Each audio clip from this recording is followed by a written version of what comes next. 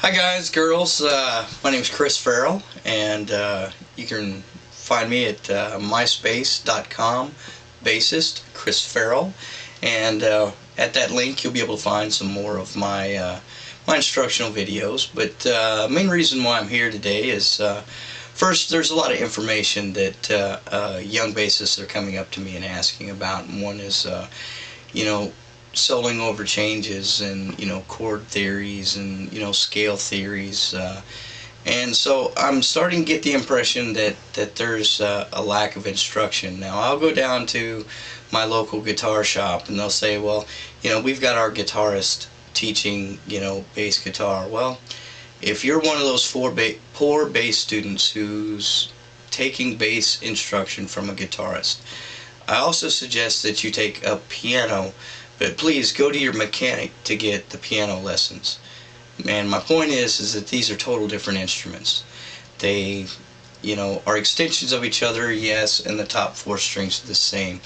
But unless your instructor can teach you funk, grooves, chords, chord theory, scales, then I suggest that you either contact your studio about finding an actual bass instructor, or even possibly coming back, getting some more of my free videos. If you will contact me with what you would like, I will be more than happy to upload a video on your particular subjects. Now, one of the first things that I want to go through is correct posture, alright? And because I hear guys, whenever I'm playing, are like, Chris, you've got great hand position, how did you get that? And it's a real simple thing, and it's called my cheeseburger thing. Alright? And basically all it is, you go down to your favorite restaurant and you order the biggest cheeseburger you can find. Alright? You're not going to hold it like this. Okay?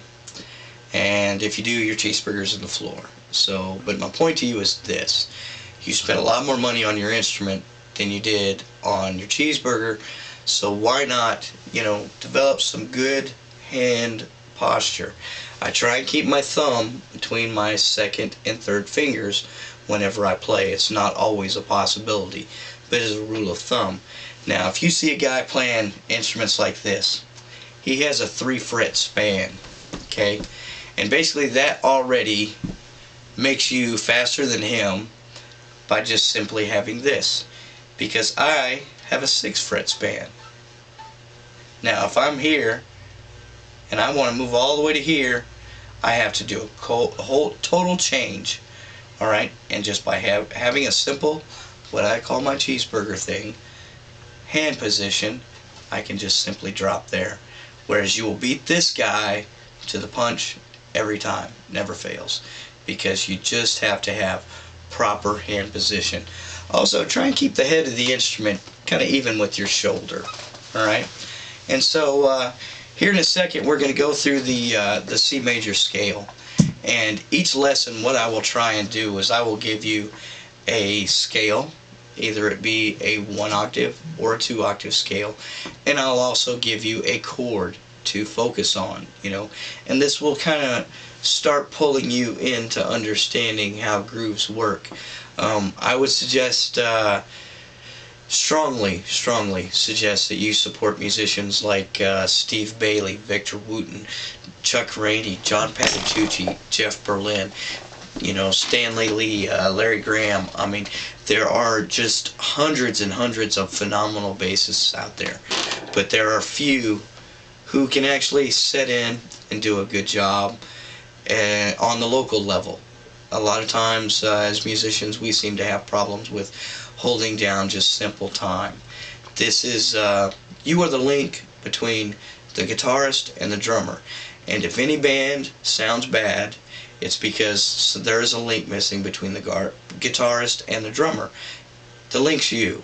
And I'm sorry, I'm not trying to hurt your feelings, but you have to develop your sense of time. And you've always got to be focused on that drummer. Anytime that he's hitting 16ths on the hi-hat, he's giving you hints, alright? He's giving you information. And you can simply look over at your rhythm guitarist or your lead guitarist or your keyboardist or whatever and start getting cues on key changes, and that'll start to develop some of your improv skills. But back to the C major scale. Now, we're just going to do a simple count All right, 1, 2, 3, 4, C, D.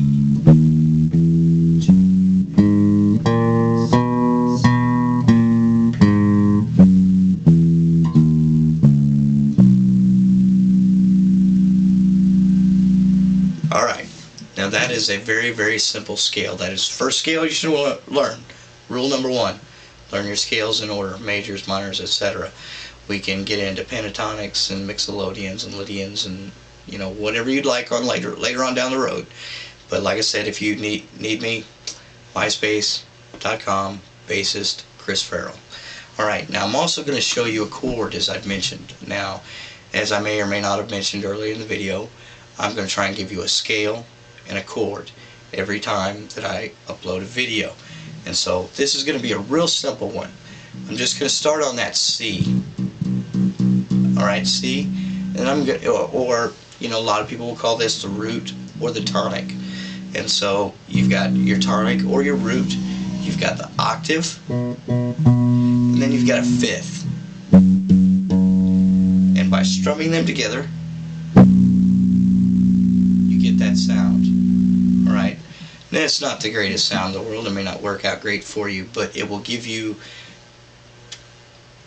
a kind of a direction for building patterns.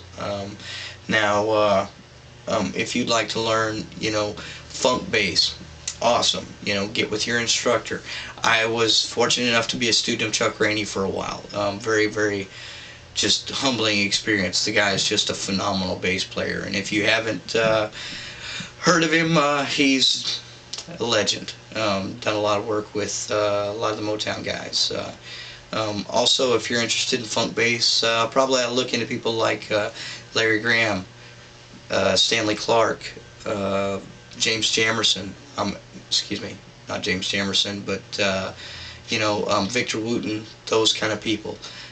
James Jamerson, on the other hand, can give you some very, very fundamental grooving style techniques. I mean, this guy was the king during the Motown era. But back to the funk bass.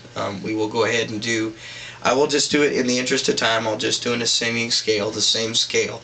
But what you're gonna do is you're gonna thumb a ride. Okay, it's just the same as if you're hitchhiking. You're gonna try and keep your fingers kind of rigid.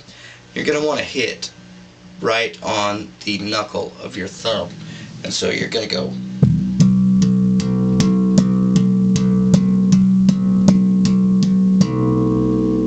Okay, let's just start our C major scale. 1, 2, 3, 4.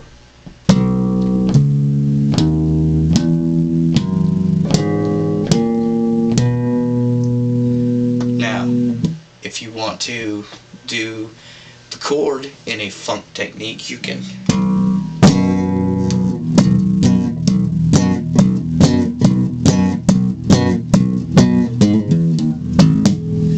Anyway, so this kind of concludes the video, and like I said, I just kind of wanted to show you some basics. I really feel that there's a big lack of good quality instructors out there. And like I said, if you would be more than, I'd be more than interested in hearing your responses, both positive, negative, whatever. MySpace.com, bassist Chris Farrell. Thank you very much.